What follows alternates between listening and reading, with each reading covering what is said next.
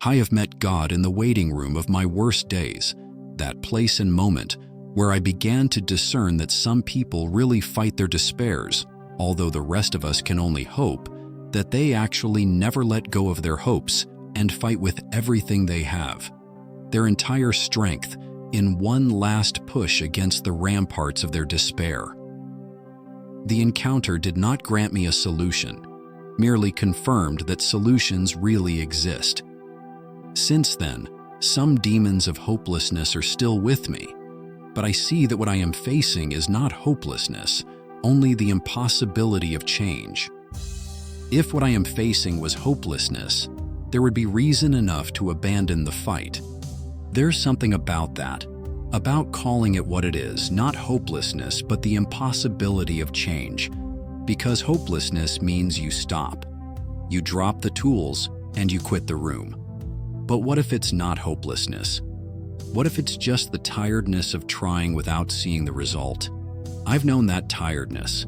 Everyone who's lived long enough has, where your days stretch into each other like damp laundry, and people talk of breakthroughs and new seasons, but you're just trying not to fall apart.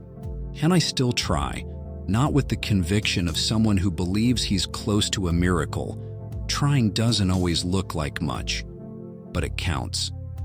Some nights, the mind wanders back to childhood, and then this came back to me. Something I wrote once. One day I'm gonna grow wings. That's when I'll know what to do. I'm tired of looking up and wondering why there's nothing behind the white clouds and why I'm not flying. Free. They say that there's gloom in the water depths, but I want to sink there still. I want to just sink and never come back. They say that the fire can burn you, but I'd rather burn rather than pretending that I actually have wings. A day will come and everyone will notice that I'm not making false steps any longer. God, they will say, look, they were wrong all this time. The boy does have wings, and he's the highest of them all. Yes, I'm still afraid to fly, but I've had enough of pretending that I can't. It might just fail, but at least I'll have tried. The bitter feeling of despair comes from the tiredness of the question, why? The second death of a person isn't when they physically die. It's when they lose hope. When the question changes from why into what for. There may be a physical and a spiritual sense of life. The physical bathes in the beauty of the world, in the play of shadows and wonders of the rains.